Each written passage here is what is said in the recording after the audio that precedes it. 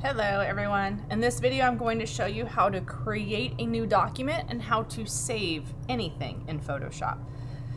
Okay, so what we're looking at here is we are looking at the Photoshop interface. So hopefully you have figured out how to open Photoshop so that way you can work alongside me. What I like to do is I like to have this window open sort of on one side of my screen, and then on the other side of the screen I have Photoshop open so I can follow along. Anyways, so how we're gonna do this is up here at the menu bar. This is true in every single software program that exists. But if you go to File and you go to New, or you go to Open, there's just certain things you can always expect to see under the File menu, okay? One of which is saving, which it's grayed out right now because there's nothing to save. You can also print, okay? Again, these are true in every single software program, so in Photoshop is no different. So what I'm going to do today is I'm going to go to where it says New. And then what's going to happen is I'm going to have this window pop up. Now all of this right here, this is based off of my history. So yours will probably look much, much different. And it's based off things that I've created in the past, and so it just makes it so it's easy if I wanted to do the same thing again. So here's what we're going to do. We're going to go over here and I'm just going to put in my name. Give my file a name, okay? Then what I'm going to do is here I have width and I have height. Now yours may not default to inches, and you're going to need to change that. Usually it will default to pixels, and pixels look very much different than inches do. So change that to inches first thing. Then I'm just going to make this a sheet of paper. So 8.5, 8.5 by 11 is a sheet of paper. The resolution we're going to use in this class is 150. Much more than that is a little bit just overkill, so let's try to get in the habit of changing that resolution to 150. The color mode should say RGB. Again, that is a default, so we shouldn't need to mess with that. It will also default to a white background, but yes, you can change it, okay? Now, you have the option between white and black, and then it says background color. Now, this background color is referring to this over here, okay? So these are your color pickers. We'll talk about that in a little bit, after, just in a few minutes, okay? But this one down here is considered your background, and this one up here is considered your foreground.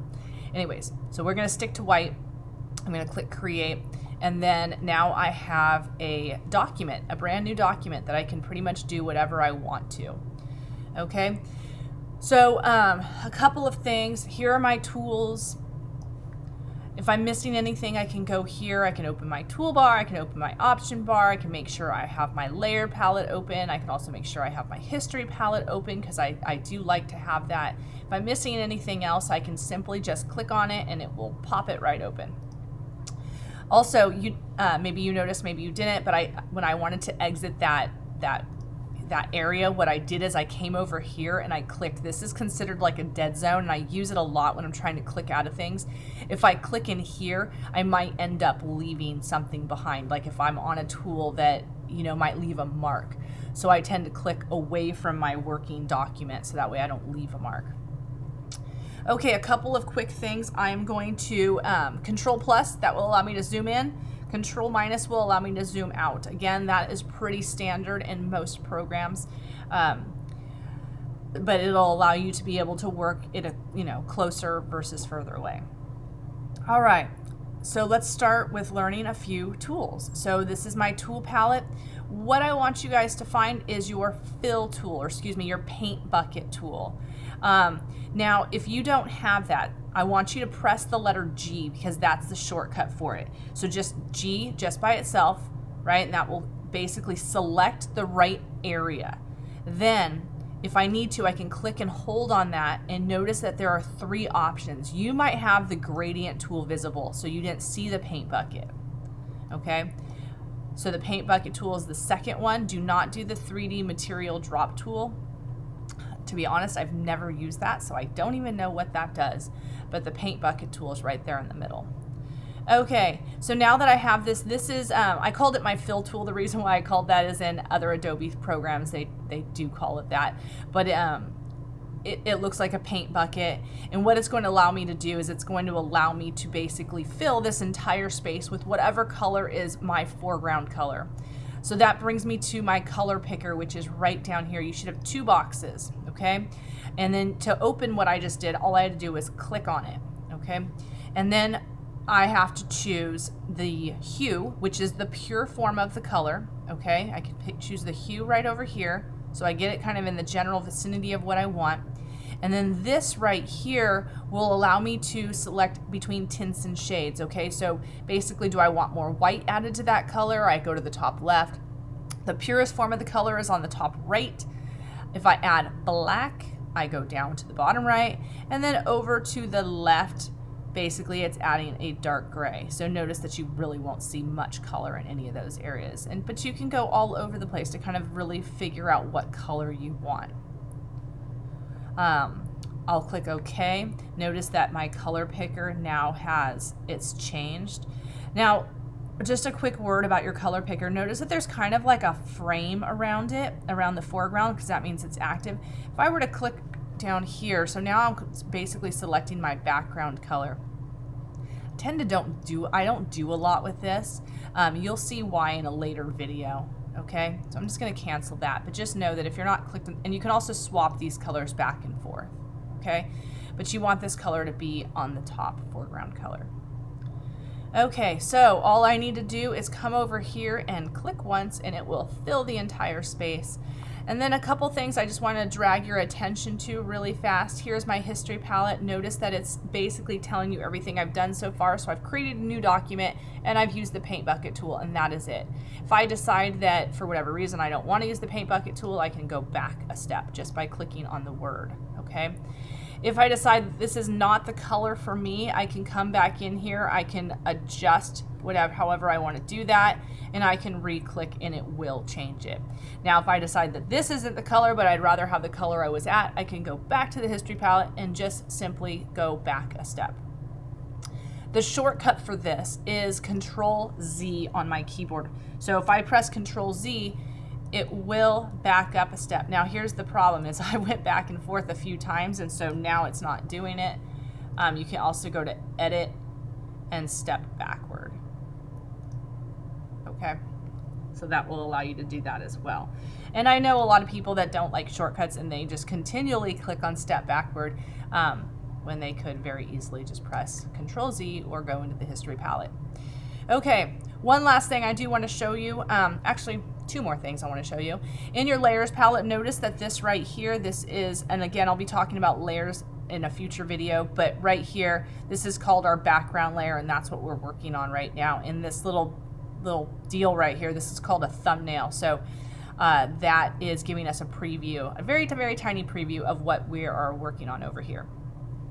Okay, last thing, find your brush tool. So the shortcut for it is the letter B for brush. If you are looking at any of these other things, then again, simply just press B, get to the general area, click and hold, so that way you can choose that top brush tool. Okay, that's very important. There's a couple of different ones here that do not work the same. Also, if your brush tool has an arrow, that is the history brush tool. It is not the brush tool, and again, it will not work the same way. So, brush tool works exactly how the fill tool or the paint bucket tool did. I need to choose a color. Okay, so perhaps that. Then what I can do is the brush tool has a specific size, and I can see that on my keyboard here. If you look closely, like the brush tip is very, very tiny. Now if I go up to this top options bar, this is where I can customize my tools. So right here, I can decide if I want it to be soft, kind of like an airbrush, or if I want it to be hard, more like a Sharpie. I can also adjust that here. Okay, so I'm going to choose a very hard brush, bring it up to 100%. And then I can adjust the size here, and I can kind of go back and forth and decide how large or how small I want that to be. So I'm going to keep it pretty small because I'm going to like write something.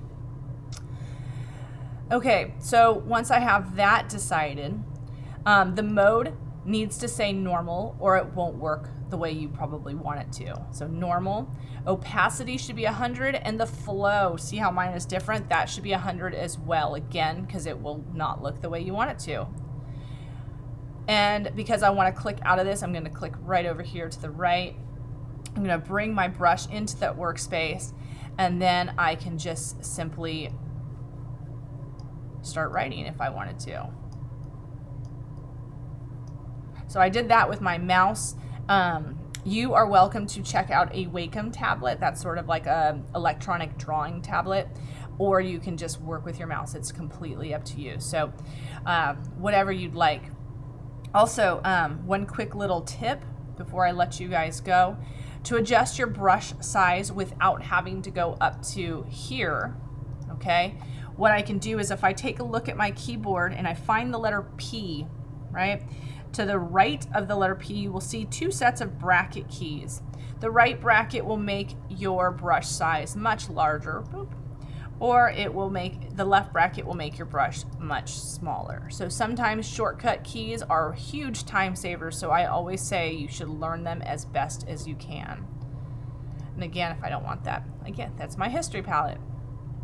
Okay, we've created something, we need to save it. So File, I'm gonna go to either Save or Save As. I'm gonna do Save As. Okay, I already have my name in there because I did give my file a name earlier on. Everything after the period needs to be left alone. Do not do this and then decide to retype the whole thing. If you've done that, please just hit cancel and start again. The computer needs to handle everything everything to the right of the period, okay? If you touch it at all, please hit cancel and come back. Otherwise, it will not, for whatever reason, their algorithms just will not line up and you won't be able to open this later. Okay, anything you are currently working is going to keep the Photoshop format. So here's the file format and you have all sorts of choices. If you are still working on it and you are not ready to turn it in, you will keep it as a Photoshop file. If you are done and you are ready to turn something in, you will use this JPEG format. These are the only two file formats that we're going to use, so make sure you can find them and recognize them straight away, okay? Photoshop and JPEG. So this is ready to be turned in, so I did choose JPEG. Don't worry about anything down here. It will default to the way it needs to. I am going to click on Save. You will see this JPEG options come up. Now, as far as like quality goes, please don't choose anything super low. Medium, I would say anything 9 and higher is totally fine. If you're turning in a photo and you want to maintain as much quality as possible, choose higher. For something like this, I can go to 9. And all that does is it's changing the file size, right? As we start to, and like it basically added 100 kilobytes to it, which is still a very, very tiny file. But when we start getting very low on space on our desktop, sometimes we need to do things to help save that space, okay? All right, so I'll click OK on that. This is ready to go. It says Becker.jpg, it's ready. I saved it to my desktop. Hopefully you all saw that. I didn't even go over that. So where it says where, again, mine looks slightly different than yours possibly, but I'm making sure that I'm saving it to my desktop. That is important so you can find it later. If you don't pay attention and you can't find things later, that is a big problem. So make sure you can, and you do. Okay, this one is done. I hope you all learned something in this, and if you have questions, please reach out and ask.